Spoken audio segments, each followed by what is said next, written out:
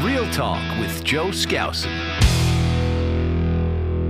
All right, Ryan Young. Thanks for joining me, man. How you doing? One-on-one with the great one. It's an honor, my friend. Oh, no, no, no. Ryan, you are the great one.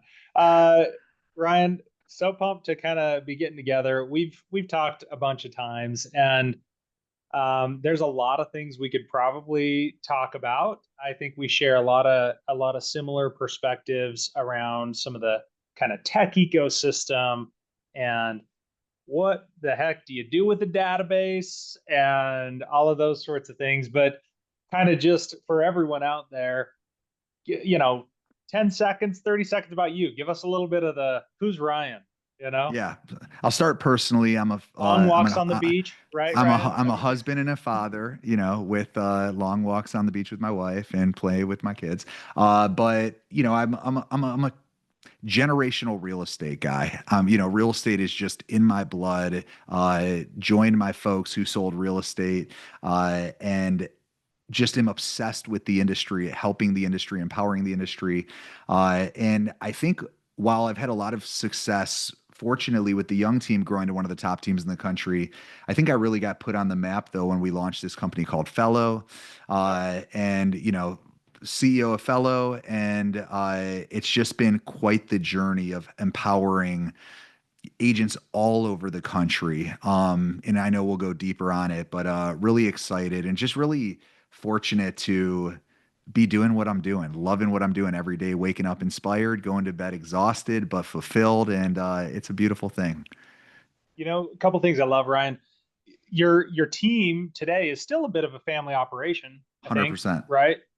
So you kind of generational in real estate, kind of a family operation, but not a. That doesn't mean it's like a.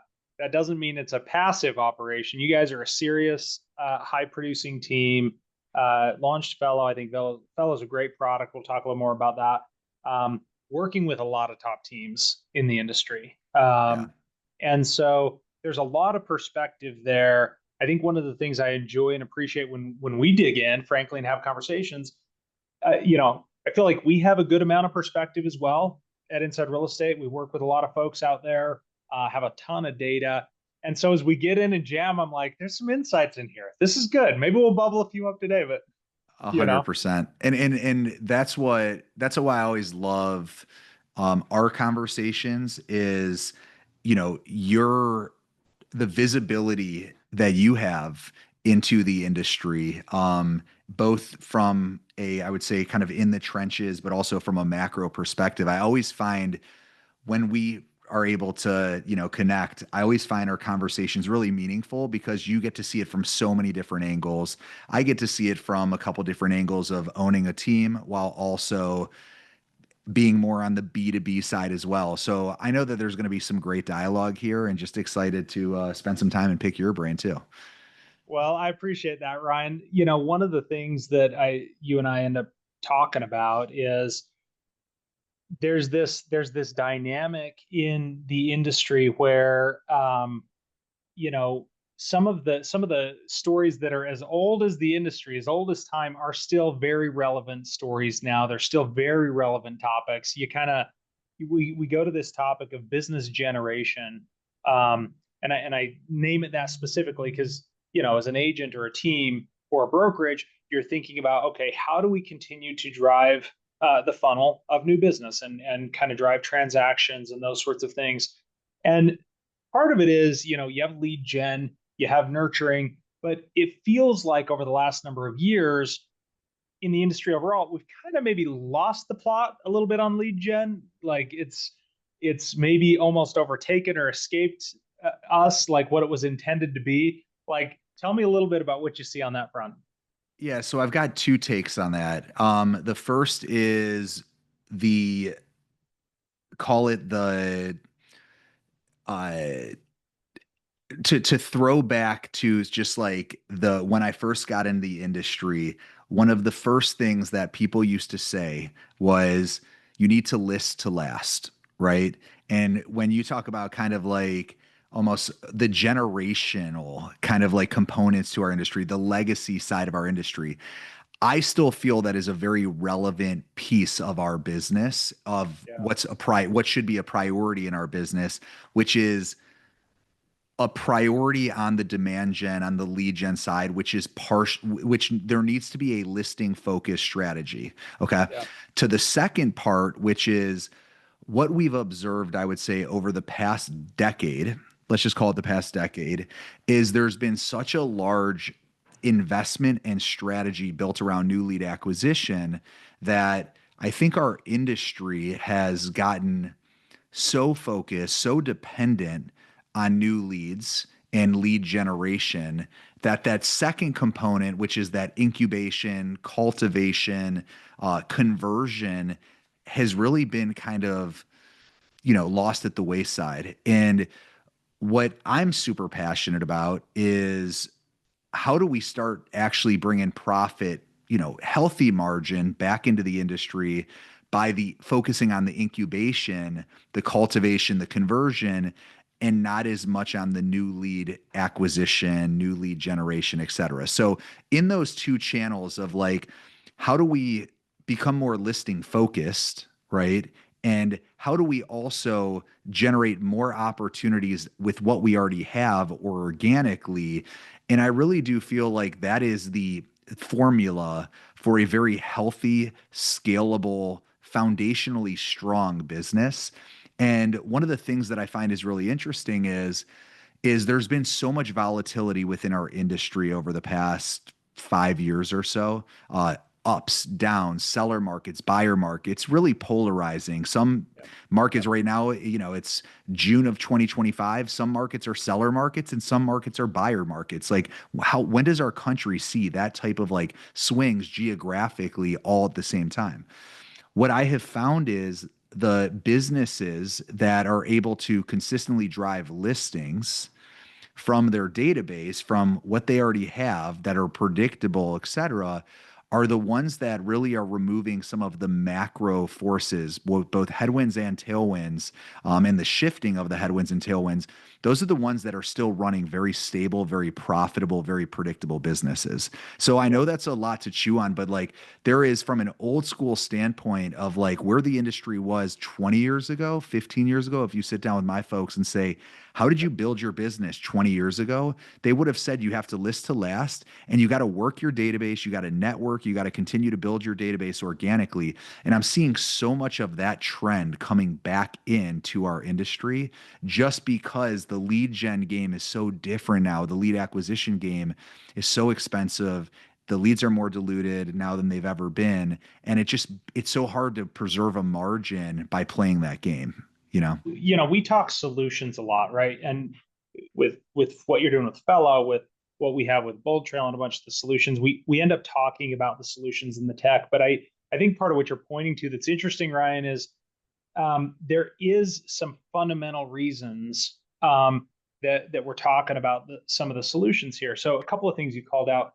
There's these macro forces. I agree with that. And if you look back, it's almost a decade of kind of wild macro forces, right? It really is almost a decade of that, of some pretty wild macro forces from a market where did you ever see the memes where they're like, it's an apple, you buy the apple, Yeah. uh, Yeah. from that market to the COVID times to the kind of insertion of dollars into the economy to where rates have been and just the whole thing. It's almost a decade. And so you've had this decade of macro forces. You already had going into that time some advancement of technology, a real wild push on lead gen and those sorts of things. One of the dynamics we have seen is this is true of a lot of the teams and a lot of the brokers. They felt leading up to and during that time a pressure to specialize, to get better within their group. And they felt like they had to choose. It wasn't 100%. like I couldn't have a balanced business. I had to choose. I had to take the off ramp to a lead gen machine. And they're like, Yep. we pump this volume. I'm going to just pump this volume until my teams like blow apart. And we're working for whoever with their leads and pumping the volume. Or they felt like they had to get really good at like nurturing past clients and referrals and those things. And they felt like there was this kind of split in the path. Is there a world where you can live in a balanced business? That's maybe one question, right? Can you live in? Yeah. Well, Now, Here's what I joke about. Look, Fellow, we work with over 50% of the Real Trends top 1000, and a lot of those teams are more lead gen based. And like, I know some great operators that are really crushing the lead gen partnerships that they have, the success fees. Like, I'm not saying it's impossible to scale through that business model. What I have seen is from a profitability standpoint, from a true foundationally stable business, I like to be able to control what I can control and own the assets that for me provide passive opportunities or dividends. So like a database to me is an asset. My brand is an asset. My website, my domain is an asset. I can drive organic traffic there and it becomes predictable. My database produces a certain amount of opportunities, my past clients, my sphere. Year over year, it's predictable. I know what I can ultimately count on or bank on coming from those assets versus the third party sources. You ultimately are relying on a third party source. And if they all of a sudden pull the rug out from under you, you're kind of stuck. And I know a lot of people would say, well, why would they do that if you're producing, if you're converting? But for me, I just feel like there's a little bit of exposure there, right? To the question of can you do both simultaneously? The people that, in my opinion, are running the best businesses right now are looking at this through the lens of the lead gen is more like institutional side of their business, and their sphere database is more retail side. And the goal is how do you scale both of them simultaneously and not get them imbalanced or lopsided, where all of a sudden you're 70-30, 80-20. Your goal should always be, and some of them have said, look, what do you want me to do? They're just pumping so many leads into my ecosystem. yeah, I have yeah. to continue to grow that side of the business. And it's like, you need to gamify. How do you keep the retail side of the business scaling at the same clip as the success fee or the retail side or whatever it may be? If you can do that, now all of a sudden you are running an exceptional business. I don't blame this. Leverage the success fee opportunities, leverage the lead gen opportunities as a way to create scale, as a way to move into new markets, as a way to build your database. But you can't see year over year the businesses all of a sudden Getting very get lopsided, imbalanced, and right? yeah, That's yeah. where there's this exposure and this vulnerability component that I just think it feels good while we're growing, while we're winning, while we're moving up the charts, the number one in our office, the number one in our region, the number one in the country, or whatever on Real Trends, etc. Now, don't But show anybody your profitability while you're number one let's either. be number Like one in don't tell anyone that. Yeah, profitability, right? yeah, Let's focus on number one in profitability and leverage the two. I'll just give you an example of the young team, my real estate team, on how we did this. At one point, we had an institution come in to Northeast Ohio where we service yep, Cleveland, Akron, Canton, and they said they were looking to buy anywhere from like 10 to 20 homes a month, right? And we're like, this is amazing. We'd love to partner with you on them, but our compensation on those weren't as normal, as high. sure, They were slightly adjusted for the volume. And sure, then at one point we were acquiring, I'd say we got up to maybe 15 homes a month with them. yeah, Um, it was phenomenal, right? But we ran that on a completely separate P&L. We didn't expose those numbers to our team of saying, hey, we did another 15, another 15, another 15, because after a year and a half, all of a sudden they said, you know what, it Northeast starts to Ohio, go away. it starts to go Yeah, away. And yeah, so here's the best part is they said, we need to liquidate the portfolio and we want to sell them to you. And so we're like, great, we're going to get another 150 that we just helped you purchase.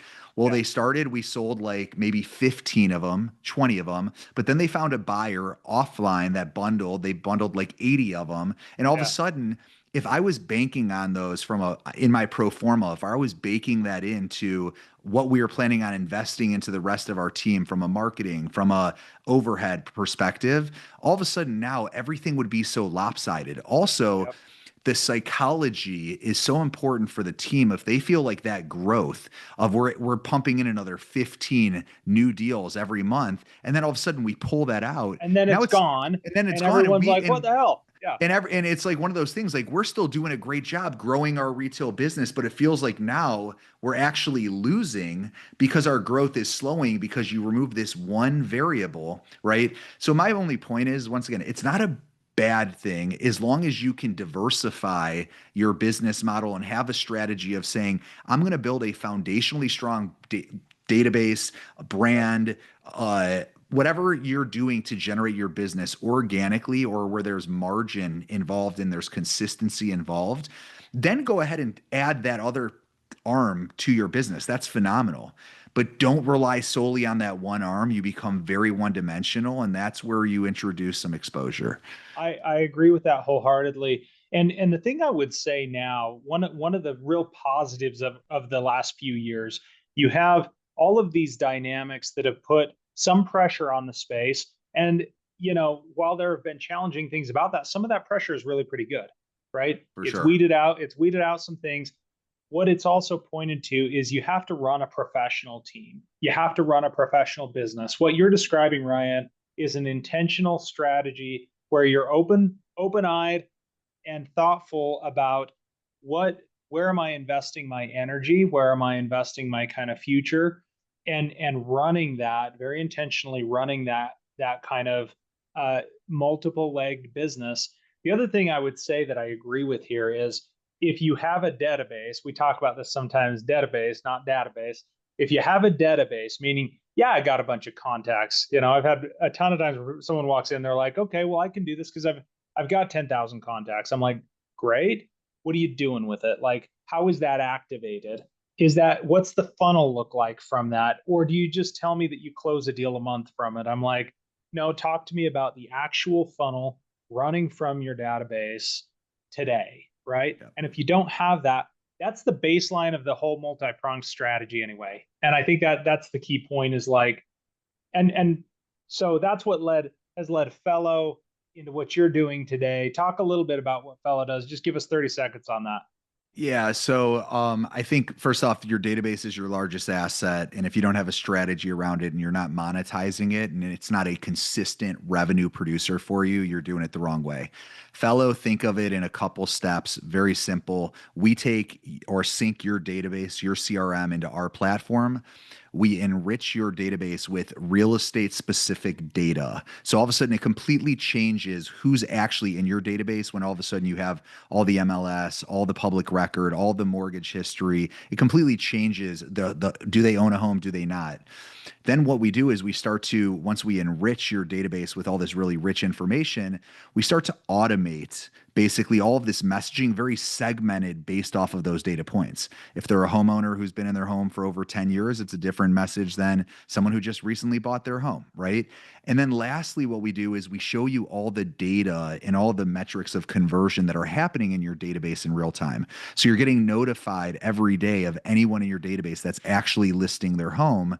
So now not only are you taking your kind of database, as you call it, right, and pumping it full of all this information and enrichment of data, then you're seeing all this engagement within your database because now we're actually sending messages that are relevant to the actual contact based off of these data points. Yep. Then you start to see the visibility and you get awareness on who's actually transacting in your database. So you can leverage it as a, call it educational, also accountability tool to say, every day, here's Yep. 6 more listings, 10 more listings, 2 more listings that are taking place in my database that I didn't have to buy a new lead. It was already in there. They've been in there for 4 years. They've been in there for 8 years. This is pure margin if we could get this to convert. And so it's just really changed the way a lot of the industry looks at their database and also approaches their marketing spend and their profitability. I would agree. Your database is your largest asset if and as you apply some processes and technology and approach 100%. that actually starts to monetize it. Yeah. Otherwise, if not, nobody cares. It's a Like just liability. newsflash, nobody gives a damn if you've got a bunch of things that don't do anything, Well, right? No one's here's going to like buy it. a Like, 100%. It's a liability. And here's what we've observed. And we've created all of these mechanisms and automations within your database. And I'll give you one example. Your database is basically a static table if you think about it. It is literally a name, a first name, a last name, a phone number, an email, maybe an address. And if you think about it, it's a glorified spreadsheet. It's a repository of contacts, right? Well, here's what's interesting is it's static, meaning it doesn't change. When you put a contact into your database, it stays there until you change it. So if I put Joe in my database and here's his phone number and here's his email and here's his address, 5 years later, if you've changed your number, changed your email, and changed your address, the database isn't constantly dynamically changing. And so one of the things that we found is a major pain point within our industry is because we're in the industry of people moving, buying and selling homes, right? Well, we're putting all of these opportunities into our database in a static, in a holding, right? Like in a repository. Well, now all of a sudden, every day people are moving. We've exposed that. So are you And that's part of the updating? data that you And that's part of the aggregate and bring data. together. So there's Yeah. this scrubbing and cleansing and hygiene component of how are you supposed to get great conversion out of your database? If I have Joe in my database that it lives in a house that he sold 5 years ago, and I'm sending him messaging thinking that you still live in my market and you don't, or thinking that you live in this house and you don't.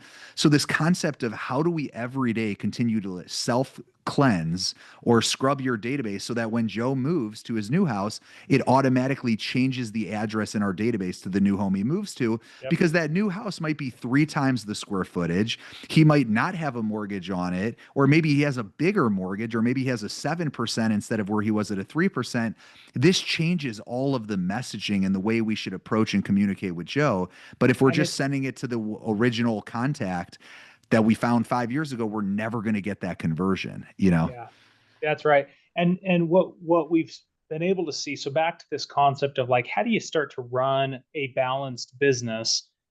Part of what this has done is you take some of the tech that you guys have built out over at Fellow and the richness of that kind of enrichment, the contact enrichment, some of the nurture around it. You combine it with some of the AI driven search alerts and those sorts of things we're doing on the Bold Trail side. These things 100%. can actually live together now. And you can also even combine it with things like AI living in your inbox that actually sucks the conversations out and turns them into opportunities now. 100%. So the what has happened in these past few years is the technology and solutions are now there where if I'm a team, I can say, all right, I can actually automate. You'll never automate the agent or the team entirely. That's not even the goal. But you can automate and make this tech intelligent enough now in a totally seamless environment to where your team can actually be very good at what they do and turn this into a very scalable, very repeatable process, even with fairly large teams. 100%. And that's where, and ultimately, and you, before, we were just talking about AI and, is it disruption or is it empowerment? And I'm in the Yeah. empowerment camp of like, I want the young team agents to be in front of as many customers as possible. I want them out showing homes. I want them on listing appointments. I want them doing open houses. I want AI to empower them to do the things that they love to do, which is meeting with customers, being in properties. Uh, AI is an empowerment. It's going to make us more productive. It's going to make us more efficient.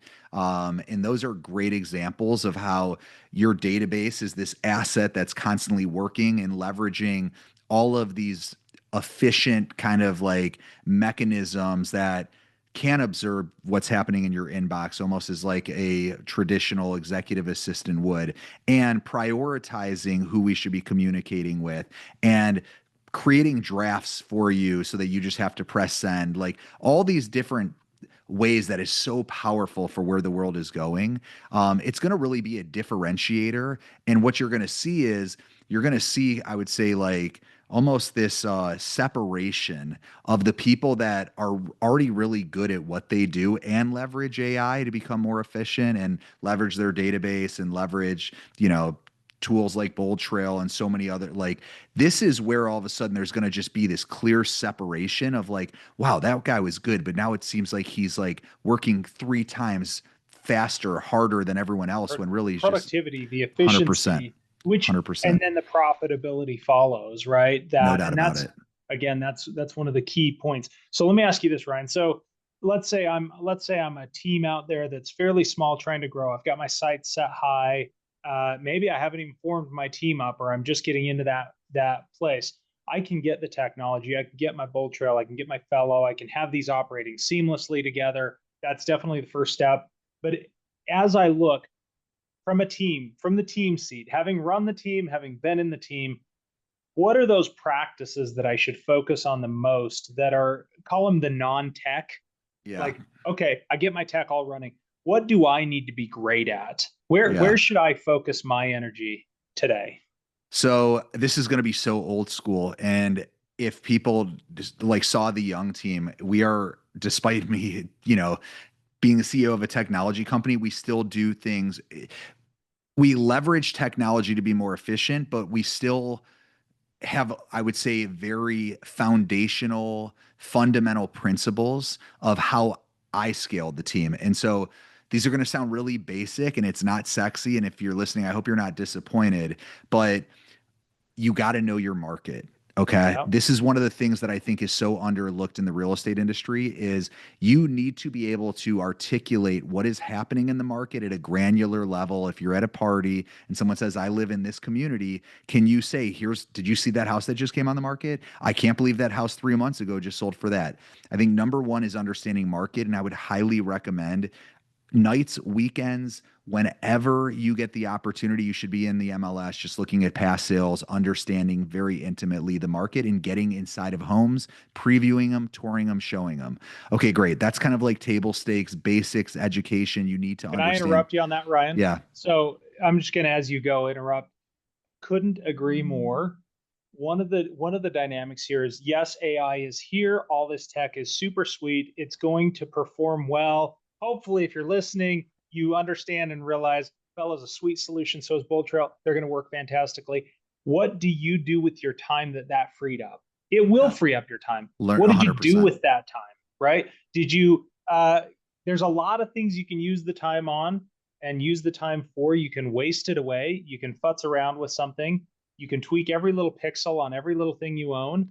Or that, what you're talking about, Ryan, actually intentional investment into yourself as a market expert. One of the 100%. most powerful things you can do, because what this is going to do, we're actually saying now, look, our tech, we actually are seeing over the course of this year and some of the implementation of tech, we think we're going to 10x your conversations. We're going to get you 10 times more of the It's conversations. amazing. What the hell are you going to talk about on that conversation? Right? Yep.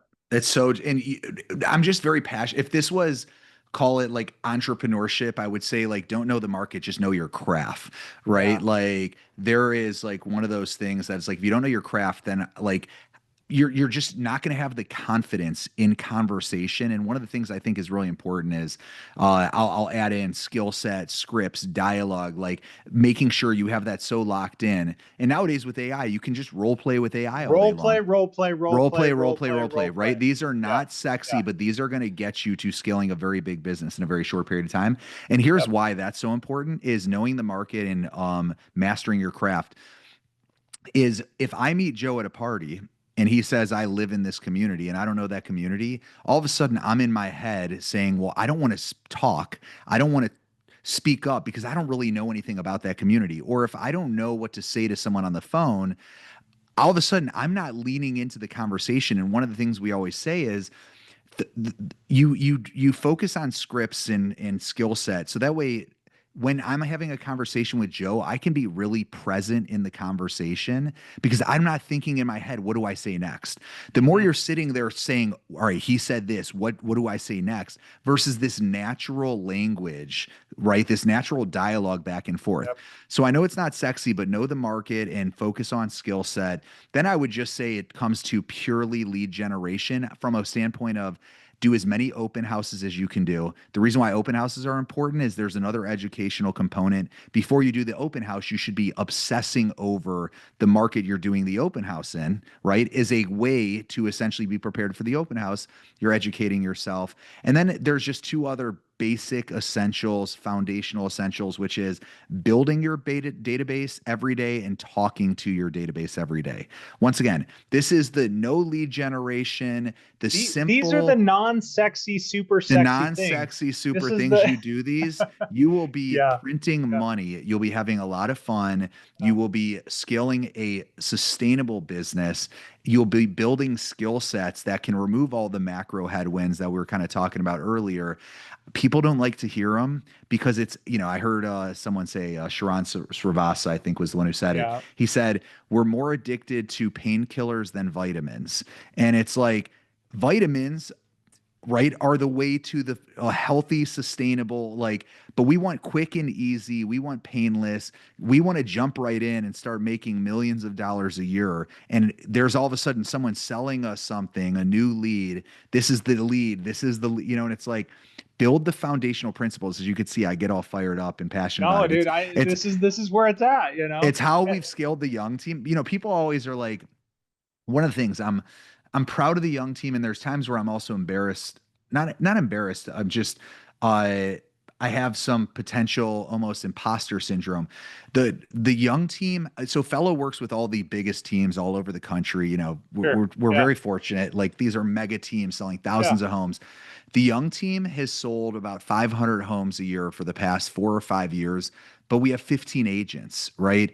And a lot of these teams that sell 1,000, 2,000 homes a year, they've got 150 agents, right? And they look at the young team and they're like, how do you get the young team to scale with 15 agents selling 500 homes a year? That's just unheard of in our industry. Yeah. While it's been a 7-figure net income business, I've been out of production for 4 years. Like, I've been building a completely different company, and I'm really proud of that. I say I have a little bit of imposter syndrome because, like, we're not on the mega team, we're on the large team list, right? We're not like selling 1,000 homes.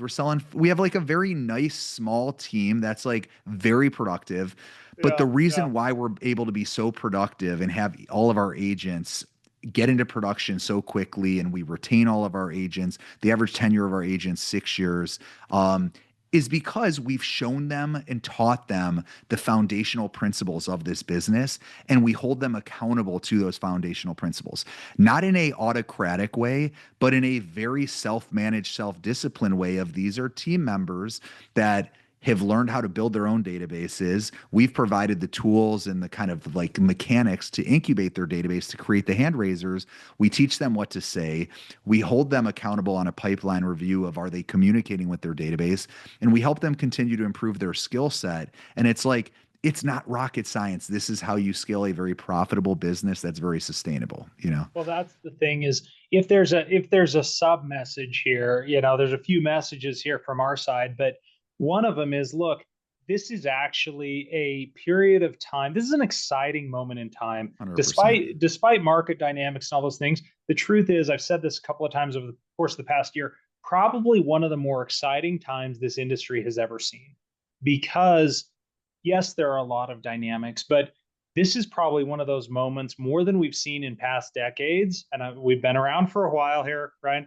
But this is one of those moments where you can actually move upstream on a professionalization path so fast, because there's a ton of tech, there's a ton of solutions out there that you can put together. We've got a couple of good ones, but there's others. You can bring that tech ecosystem together. The real question for each of the teams, each of the kind of operators out there, is, will you create your disciplines? And you don't need to create them all at once. Create one a week, one a month, that you focus on, hone, and refine that discipline. 100%. This is your moment. And the winners are going to have this outsized win. Like you 100%. said, it's this rising to the top. You will see an outsized win coming out of the space. We're already seeing a bunch of it this year. We have people coming in, they're like, dude, this is my best year ever. And remember, there are more commission dollars right now than there's ever been. Despite all the stuff, there are opportunities. And so this is the moment to win in an outsized way. The subtext is, yeah, get this stuff put into place. AI is going to be working for you all over the place, right? We got your back. Now hone those disciplines. The other thing I'd say, Ryan, because we talk to not just teams, but we're talking to brokers and brands. If you are not role playing with your teams and your agents, I was role playing the other day. We've grown as a business. I role Yep. play with my sales team. If you are not role playing, you have lost contact with the market. And so Yep. get in and role play and work. Doesn't matter how big you've scaled, you can't lose that contact. And that applies to large teams, that applies to brokers, that applies to brands. Get in and have conversations with your clients and with your agents and role play at the ground level. It's the healthiest thing you can do for your business. It's funny. I was on with one of our teams, fellows teams today, and we were role playing, and we did just an old school firing line, right? And I literally have like the objections written down right here, like, "Oh, I was just Totally. curious," and it's like, Juan, just curious. Melissa, I'm not interested. Oh, I didn't click on anything. And it's like, can you guys be Boom, boom, so boom. ready to go? And look, here's what I always tell people with Fellow. Fellow has grown, you know, historically quick for our industry, right? Like it's just been a Yeah, really yeah, cool, fun ride, and it's like this massive success story in a couple years to be at where we're at. Um, the reason I think we've been there is we've created a community of people that like we genuinely care about the success, not just selling a product, but we genuinely care about ultimately the industry winning, the industry staying at the center of the transaction, the agent, the team leader, et cetera. Like having this industry continuing its legacy for a long time to come, right? And so, it's one of those things that it's like it's so much more than just selling software. It's so much more than just ultimately plug in your database. It's more like how can we all come together as a community and win together? And winning is more than just being on the real trends list. Winning is having balance in life or being profitable or building something meaningful or scaling something generational, whatever it is, right? Everyone has their own meanings and whys of why they're doing this. But to me, it's so much more important than just here's some software. It's about how do yeah. we all come together? How do we all win together? And really, that's what the mission is, Well, I love it, Ryan. And we could probably, you and I, we could probably go on all all day. I day. mean, Yeah. honestly, no, but really appreciate the conversation. I get excited about the space even more so as we talk together and talk about kind of what it takes to succeed. I think kudos to you, kudos to the young team, Thank kudos to you. what you're doing with Fellow. Excited about how our teams are working together and some of the integrations and seamlessness of that. I think that's very exciting. But overall, I'm excited for the folks in the space because I think there are a Yeah. lot of people who see that and are like doubling down and digging in on it. So Well, and that's really important to us. And one of the things that I've had this conversation with you before is we just want to go deeper and deeper in relationship and making, this Bold Trail integration as native and seamless and easy as possible. And we're really excited and we're really committed to the community. We got to spend some time in Charleston at Unite, which was a lot of fun. And it's like, we just see this being a massive opportunity for both of our customer bases, which there's so much overlap between the two, to get a yeah, better experience, to have more efficiency, like you were spot on, to 10x the amount of conversations they're having, to be more productive, which ultimately they can choose to leverage that productivity into more income or more balance or whatever, is fulfills whatever they're looking to accomplish. But I just see it being such an opportunity for all of our, for our user base, and it's going to be really big what we have in store. yeah, we're excited about it. So more to come. Stay tuned on that. Ryan, thanks so much, man. Looking Appreciate forward to you, my seeing you friend. next time. See ya.